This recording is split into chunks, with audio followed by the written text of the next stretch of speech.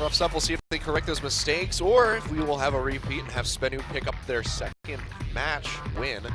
But no surprise here, first ban out the gate, it's going to be that Lee Sin. Do not want that in the hands of Flawless. So they do go ahead and take that one away from him. It's going to be Nidalee. No surprise, we've seen so much of her lately, and this is just going to continue the trend of Nidalee getting completely shut out of these games. I think the last time that we saw her in the last couple weeks was the SKT versus Rocks game. Yeah. Came out. Blank got it.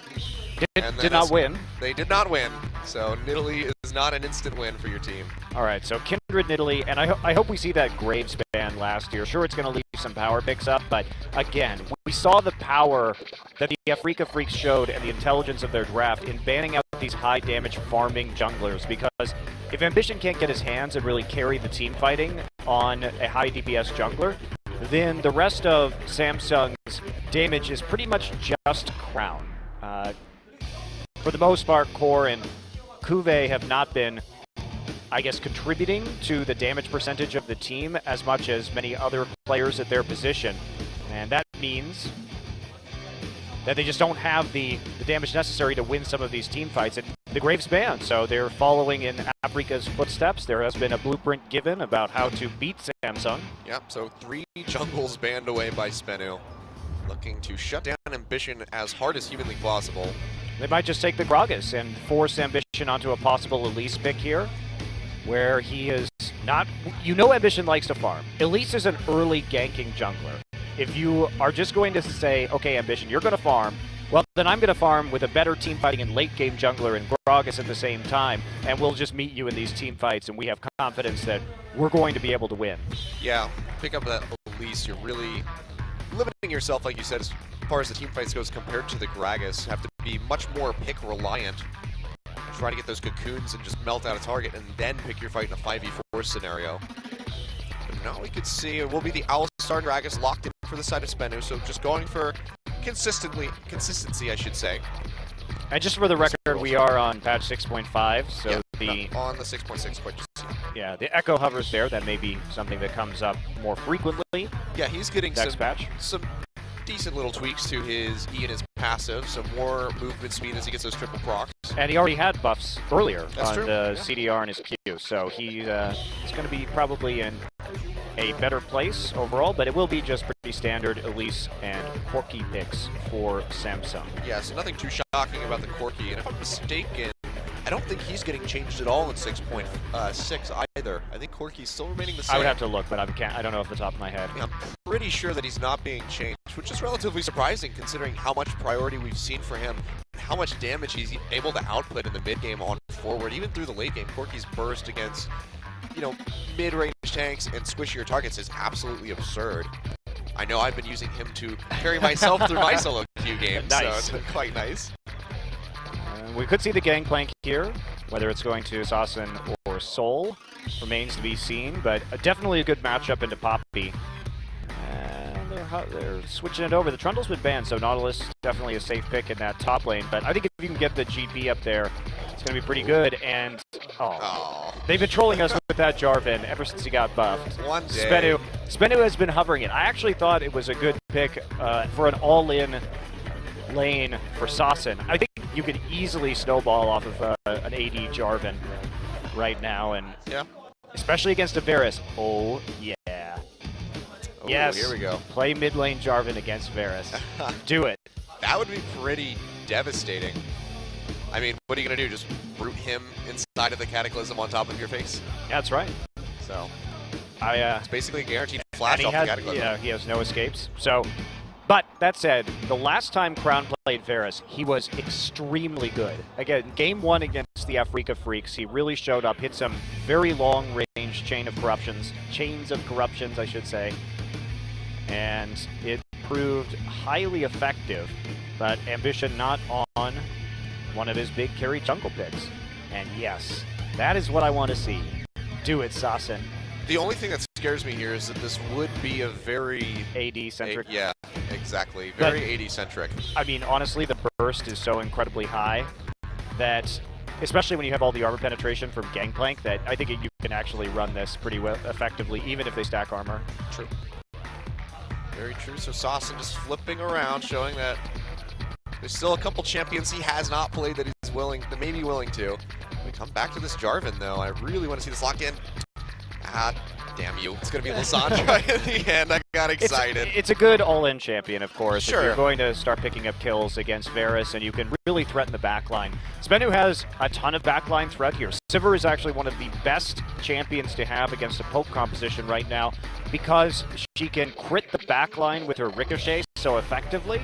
And I was actually just raging to you before the broadcast about this. I was getting really mad because I was watching the Rocks Tigers SK Telecom game from last week, and there was one dragon fight in game 1 that I really think SK Telecom should have won, but Prey got a ricochet crit onto Azir, Faker's Azir in the back line. Plus static shift. And then there was a static shift crit on the next auto, and then there was another ricochet that managed to kill Faker from about 1/3 HP. So those three things. Faker was sitting at the far back of the team fight, and I was like, this should not be allowed to happen. But that is the reality of Sivir right now, and against a poke composition, you're going to take crits in that back line, and all she has to do is stand there and auto-attack Poppy, and all of a sudden your Varus and Corki are going to melt too.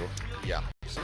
Very strong pickup. Glad to see her coming back in. Maybe needs a couple of tweaks though, because she's really disgusting. She's really broken right now. I really think she is extremely good, especially when we have these big tank lines. It's basically just a free pass to damage on the back line, where you don't have to kill the tanks, and you can just mop up the tanks after the AD carry, and any junglers or mid laners you have in the back have been mopped up. Yep, basically just playing connect the dots with your ricochets. Yep.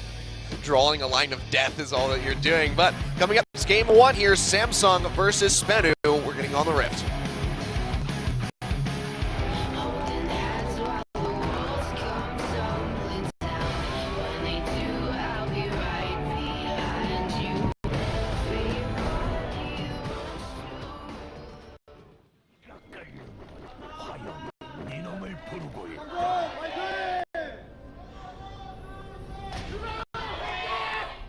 A lot of gusto coming out from those SBENU fans, trying to give them as much of a bolster to their confidence as they possibly can. As we can see, we have Samsung Galaxy versus Samsung Blue.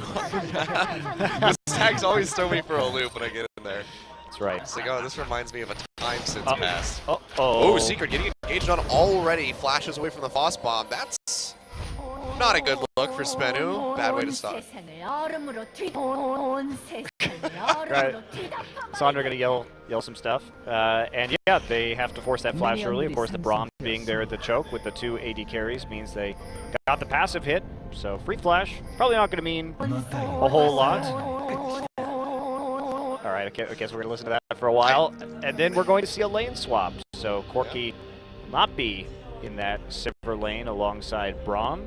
And how will teams react to this? There was a ward in that brush as Braum comes in for the invade. Greedy start here from SBENU, trying to start at Krugs on weak side, and they will be chased away. Meanwhile, no invade coming in from SBENU, so we will see a more complete jungle clear here for Ambition, and Poppy actually going to head just directly into the lane and see if she can pick up some CS, so they know exactly where Soul is. And Wraith is still just messing with Flawless right now. Obviously not going to be able to take anything away as far as these camps go because the smite is still there for him, but that's doing a really good job of delaying this jungle, and that's going to get Ambition that much further ahead with Cuvée as they are working their way through that bottom side.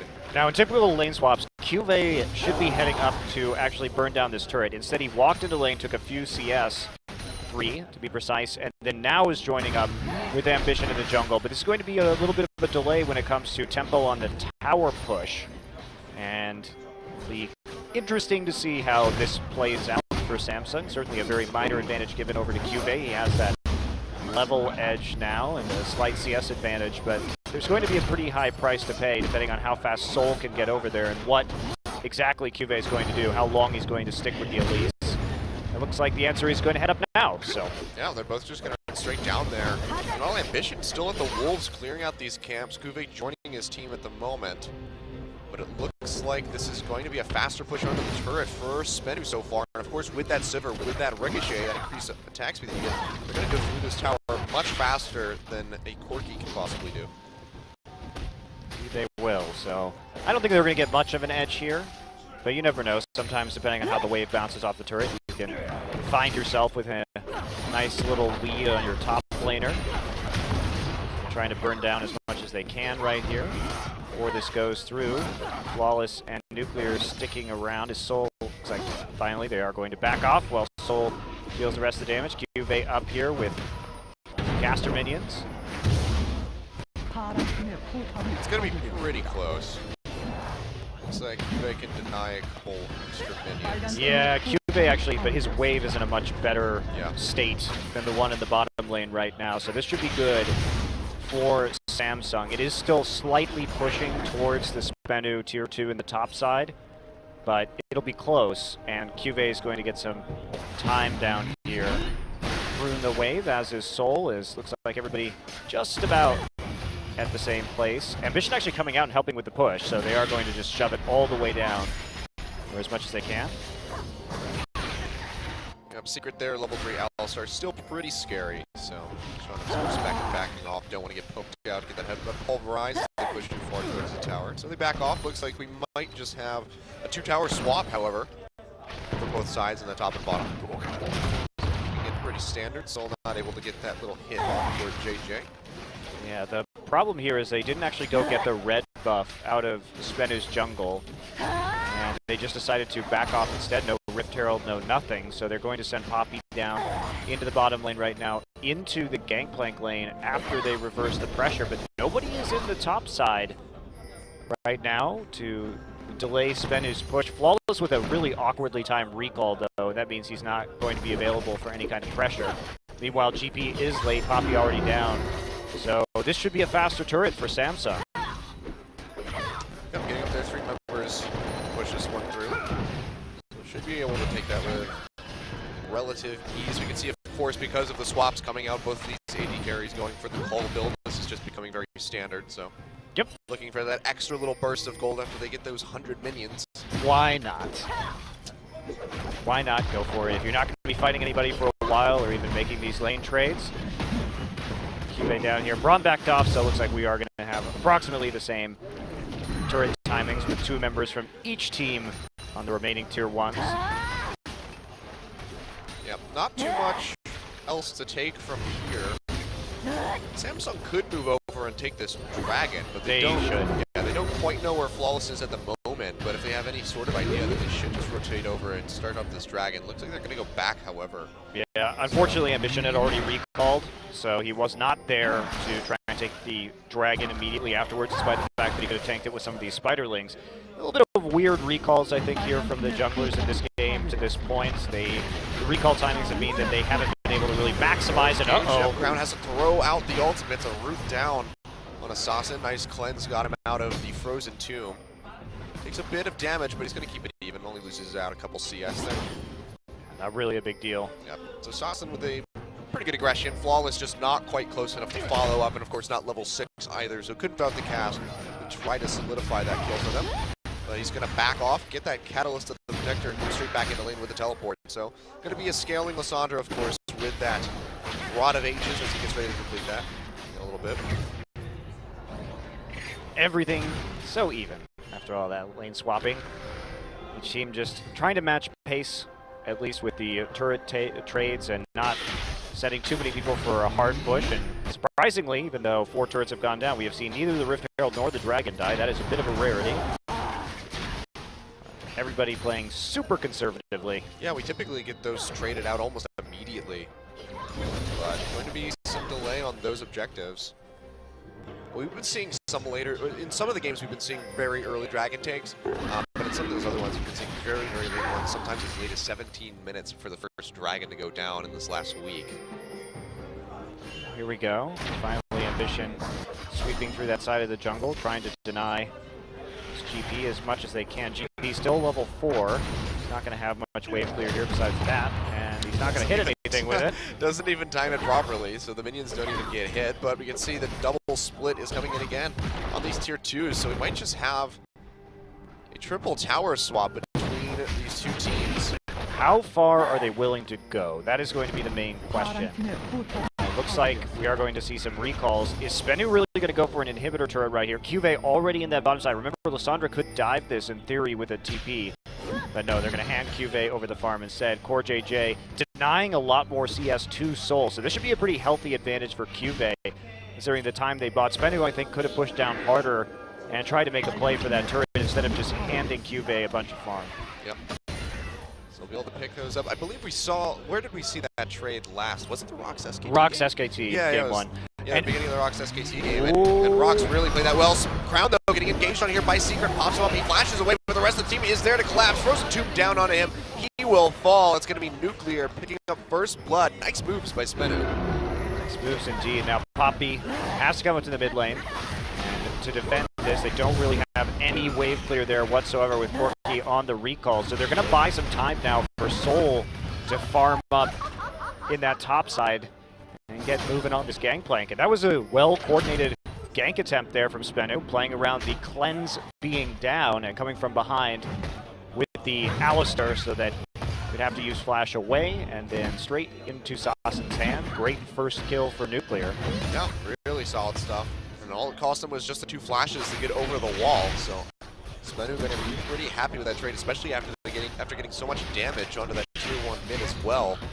Get one more pick, they might be able to just force their way in, especially if it's on to Crown again. Get rid of that line wave clear, force their way onto that tower, and find themselves with a serious advantage. Right now, it's just going to be that first blood gold really separating the teams, so keeping it pretty even. You see the Rift Herald went down, it's going to be picked up by Samsung. Ambition going to be rocking the buff. And the nice thing here, though, is Sassen with that farm lead. Of course, Core has one on the Corki, but that is... Yeah, 20 CS up. That is going to be mitigated, of course, by that kill onto Nuclear. It's nice that Sassen, with that teleport, has just been able to be in lane and farm just a little bit better. Core trying to come up into this mid lane, not really there with a Trinity Force power spike yet. This may be a little early to try this. Yep, Sandra, of course, is going to have really good wave clear, even at this point. You got that Glacial Path plus the Ice Shard to throw out, so works through those minions relatively quickly, especially with those casks being thrown down by Flawless. So this tower not really in any danger to go down. Yeah, but so far this is just looking really good for SBENU. The Samsung's timing was also just quite awkward because they hadn't really pushed the minion waves in the side lanes up enough to make a very convincing play, easily countered by SBENU. And they could have spent that time instead using Corki to push bottom, get his Trinity Force, and then actually join up in the mid lane with the Varus. So a little preemptive. Samsung is, and we talked about this coming into this game, they've shown some of these weird timing issues, though. They don't seem to know the item power spikes the best. And they're having some trouble again here today.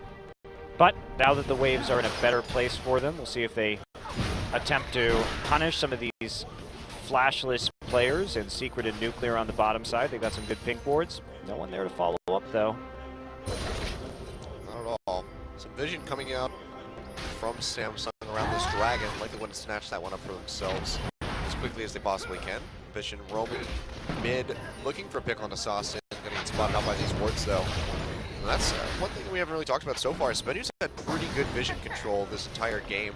That vision in that bottom side of Samsung's jungle, allowing them to get into the Raptor Pit unseen and get that first kill on the ground. Good stuff. Push, though, into this mid side as the tower goes down to half HP. It's going to draw out the counter barrage from Soul, so Global down as they try to hold on to this tower. So far, it's just going to be Soul and Ube still duking it out in that top side of the map. See how much longer SBENU is going to be able to hold on to this turret. Yeah, they have to do something about this bottom lane wave, though, for Samsung. And that was the right time to group up and start to chip down this tower. You see Poppy all the way towards the inhibitor turret. And they had the other wave past the river by the time they started to group. Still without those items, but that's about all you can do in that scenario until Corki goes ahead and moves the wave back out. SBENU going to take this opportunity to try for this dragon. A little bit risky. There is no cannon barrage. Samsung can fight this. Really good. It's already down to half HP. Ambition coming in. He's going to spot that ward. Don't think he knows that this is really going on, or at least not how low it is, rather. But it goes down. That's going to be Flawless smiting it away. So good stuff here from the side of SBENU, even on gold just about. But now that buff, going to be racking up that extra 6% in stats for the side of SBENU Sonic Boom. Now the A-ramming begins. Everyone pile into the mid lane. Here we go. You alternate who's going to be a ramming at any given point in time. But that means they can't recall, right? Now they all just have to sit there. It's either die or would, don't buy anything. It would actually make this game probably a little bit more interesting at this stage. Instead of push side waves, everybody groups mid, and vice versa. Just enter into a gentleman's agreement before the game starts or in the champ select. Just, hey, no one recalls. That actually did happen in League of Legends history. Famous MLG finals where... oh, gosh. That was a long time ago. Yeah, MLG was a long time ago.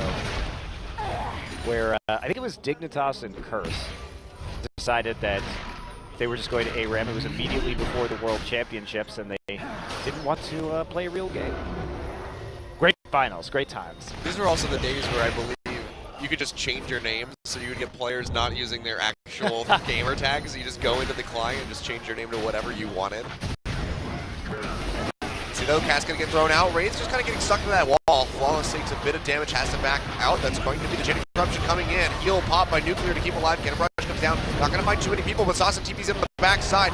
Going to lock down Kube. The first two goes through. He's gonna fall. Flawless finds the kill. Secure on this backside, maybe going in on Ambition as he waits for the cooldowns to come up. He's gonna draw out the flash away. Wow, Flawless almost going down to that piercing arrow. But all in all, it's going to be a 1-for-0 in favor of SBENU. 2 kills on the board. Yeah, that started with an absolutely terrible explosive cask from Flawless, which really didn't do anything. Bubbling, is that you? Yeah, didn't bring anybody into the fight, really, just kind of knocking people away. But it was saved in the end by Sasson, having a good teleport flank and being able to get on top of Cube, who does not have any MR items. Oh, Wraith, what are you doing there, mate? Don't know. I'm not sure if we're going to get a replay of that, but I'd love to see. Oh, it looks like he was just killing a ward. He was trying to kill that ward. Sasson's just like, hey, what's up? Sasson didn't even have to really use anything right there. Had no ultimate, but still secures the kill, and you can't be there. You can't be there by yourself. You just you remember that fight you just lost in the mid lane? Yeah, that means you can't stand there.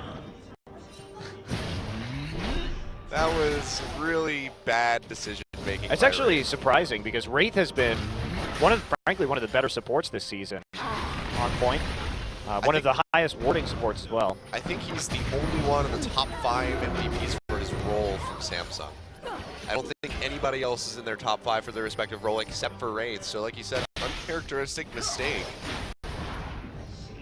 Just a little too greedy for that 15 gold. Yeah. Just not worth it. I know you want to protect that pink board that you've got there and deny the vision. That's the price you pay. They are only 500 up. And now, everybody mid. It'd be less than 500 up though if I got that ward kill. Looks like turret might be going down though. Crown and Core JJ chipping away at it. Not quite going to be able to finish it. One more Sheeprock auto attack. Just do it. Just do it, Core. Just go for it. Be a man, Core. He's afraid of Flawless, which is a reasonable thing to be afraid of. A Gragas popping over the wall and then casking you. You do see Flawless has flash, so he could easily hit that in theory. Yeah, flash in the body slam, of course, to get him over that one. But the turret will go down finally. It's still dead even gold, even with the turret advantage for Samsung. So just much more solid play by SBENU so far in this match. I mean, Samsung went down to the 8th place team, maybe going to go down to the 9th place team today. Well, I don't think so, but we will wait and see. We will wait and see. That's true. We've seen SBENU throw bigger leads. I really like SBENU's team composition, though. They've got great zone control for this Gangplank and the Sivir to go off in the late game. It's a great mix of burst and consistent damage from the Sivir. So these team fights are really great. You know, you have the displacement, the engage displacement with the Gragas cask, as well as the disengage. So there's a really well thought out and rounded team composition from SBENU. Yeah, and the problem too is Cube is now going for an Iceborne Gauntlet, and that means he's still not going to be protected from the AP burst coming in from Lysandra. Yep. So really, I don't know about this build. At least Ambition does have an Aegis here. They're going to try and take this, but they've got to keep playing on the map because SBENU's team fighting strength late is so powerful against what Samsung has to offer. That Lysandra flank is absolutely deadly to the Varus and to the Corki, and you combine that with the crit ricochets bouncing their way off of Cube or off of Ambition into the backline or Braum, and you have some problems keeping your Corki and your Varus alive. They're great at poking, but this is not a good team for actually team fighting right now, so they need to keep on those turrets. Samsung's win condition really is sieging and continuing to stay ahead in map pressure and taking towers. Well, next step there could be the first dragon pickup for them. It's going to be spawning in 15 seconds. And I'm sure that Samsung wanted to be able to acquire that one for themselves. SBENU going to be looking to add number 2 to the tally. It's really hard for them to take away this dragon from SBENU. Yeah. Basically need a miracle steal over the wall from somebody like Fort JJ or Crown. Well, they can just kill it. As long as SBENU is there, which they're not. Obviously, Sasa does have his TP available, and so does Sol, but they need time. He's TPing it already. Really far away, however. Comes into that pink ward over by the red pit. Don't think he's going to get spotted until he gets closer to this dragon pit. Coming around the sides now. They do spot him out. Here he comes. Roots doesn't go in on the claw, actually, but gets the ultimate away from Crown as well as the flash. And Wraith's ult, too. That was actually a super good glacial path right there. Allowed them to really take a nice advantage, get 2 ultimates out, and they still have the flank if they want it, but looks like the recall from Sasa not going to make that possible. He's not going to stick around. Samsung is going to have a really hard time trying to push up onto this turret and get reliable damage down. Solid stuff there by Sasa. Crown just flashed too, so yeah. I don't know. This is SBENU doing a great job this game of making the plays. They have that Rift Herald buff. They're trying to use it, but they need to be super cautious. They don't have wards on their top flank. They do now. It's hard to deal with all this wave clear that's coming in from both Sol with the barrels and Nuclear with this ricochet. It's really hard to siege against SBENU. Yeah. The Essence Reaper's already been completed by Nuclear, as well as the Zeal towards that static Shiv, so he's got to get him at a crit chance so far, 20%. Going to be, or more than 20% now. I really think SBENU has, at least compositionally, has a lot of answers to what Samsung's doing. They have an extra teleport. They're going to have a split pushing advantage. Sol can simply go into Qvei's lane, or even Lysandre can go into Qvei's lane because he doesn't have any MR, and then just continue split pushing. They also just have better wave clear in the side lane, so they can push these waves to control the side waves better. And they, like you said, they have the wave clear if Samsung groups up to siege. They've got the backline damage, they've got the flanking potential. SBENU has pretty much an answer to everything that Samsung can do. Cannon Barrage is getting ready to come back up for Sol as well, so even if they do leave one of these lanes alone, they just clear out all the minions underneath that tower with the Cannon Barrage. So a lot of flexibility for playstyle as far as SBENU is concerned.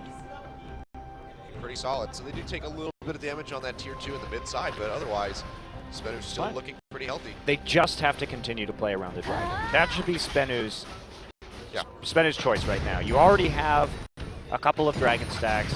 You can clear out the sideways faster, which means you can control vision in the river easier. And therefore, just play around the dragon. You have great scaling with the Sivir and the Gangplank. Just be patient. Don't take these fights. You don't have to. Don't get poked out. And as long as you get deep wards in, you can continue to teleport in behind them and shut down their poke line. Interesting decision, actually, from Nuclear. And I think we saw him do this last week as well. Goes for the Phantom Dancer second item as opposed to the Static Shiv. So that is interesting. I really like, I prefer a praise build of Essence Reaver, IE, and Static Shiv because it's just one more way to hit the backline, right? I think it's really, really good to be able to Static Shiv proc and then ricochet onto the backline, especially against Samsung's composition where you know they're going to be tanky, and if you can remove the backline, basically, if there's no more damage at that point, you mop up the front line afterwards. So it also prevents them from sieging because you just ricochet one of their tanks, hit the Static Shiv, and then they get chunked and can't stay any longer. Yeah. I mean, we can see right there, clearing out those minions. Cannot be reliant on the ricochet. Has to use the Boomerang Blade as well just to get through all of this. So, interesting build. More interesting to see him repeat this one instead of going against Shiv second. I thought we were going to see that once the Zeal came in. Shiv is also just good for wave clear against siege compositions. Yeah, I think that perhaps the Phantom Dancer build could be good in certain situations, but this is not one of them. You can see, though, good damage actually onto this tower, so Samsung still pretty strong with their siege game. That turn getting ready to go down, and just a few auto attacks from Core JJ would do it. Package got burned as it was getting ready to expire.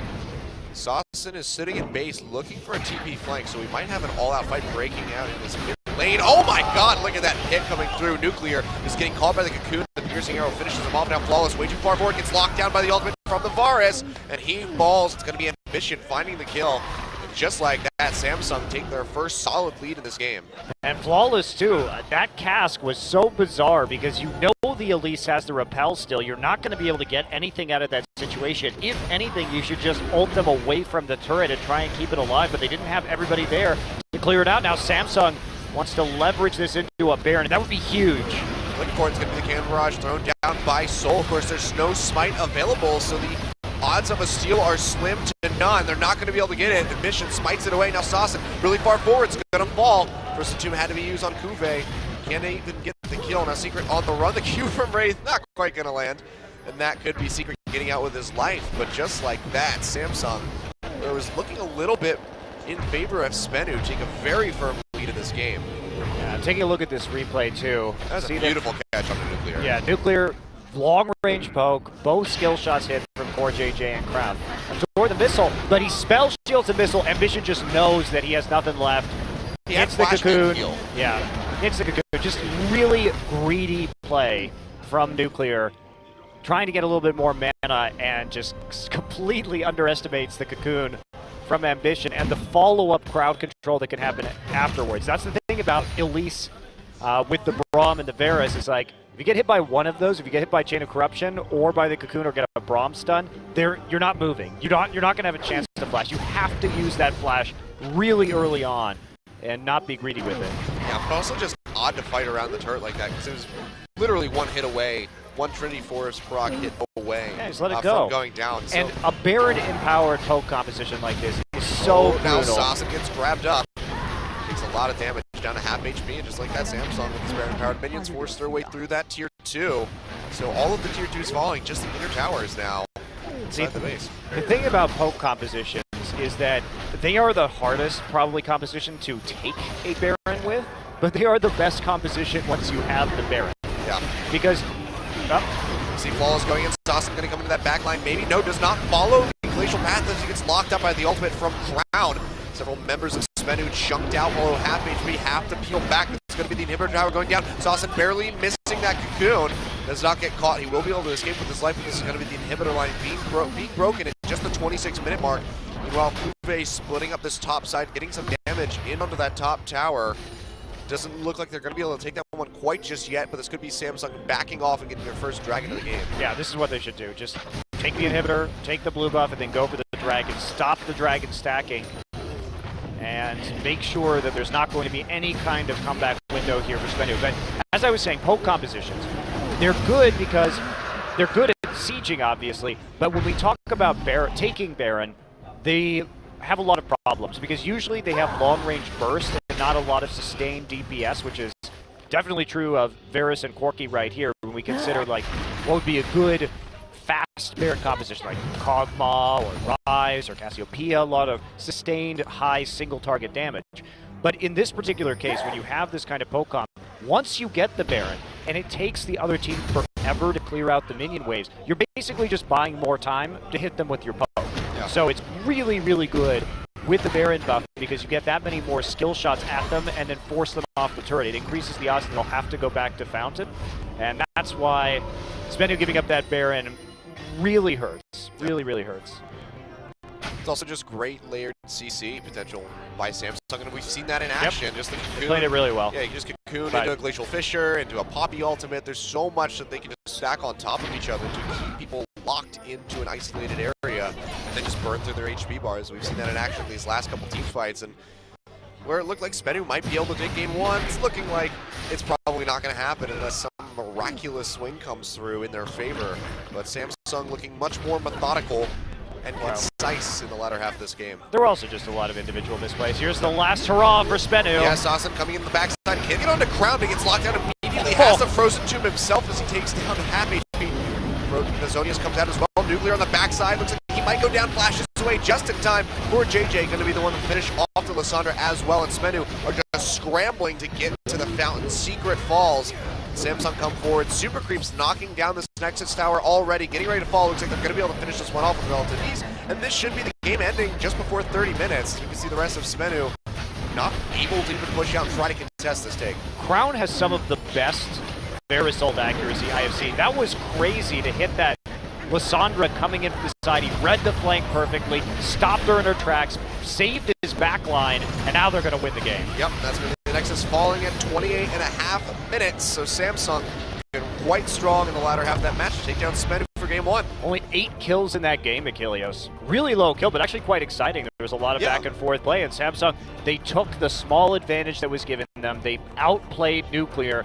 He used his spell shield too early and then flawless misused the cast. Those two mistakes cost SBENU this game. Yeah, it was really good play for them early on, especially by Saucin with that mind game as he TP'd in behind the Dragon Pit. That was really solid, but the pick onto Nuclear, just posturing too far forward, absolutely gets destroyed. We can see the damage figures here. Crown doubling the damage of pretty much anybody else in the game, not even just on the side of SBENU. He's a really good Varus player. Yeah.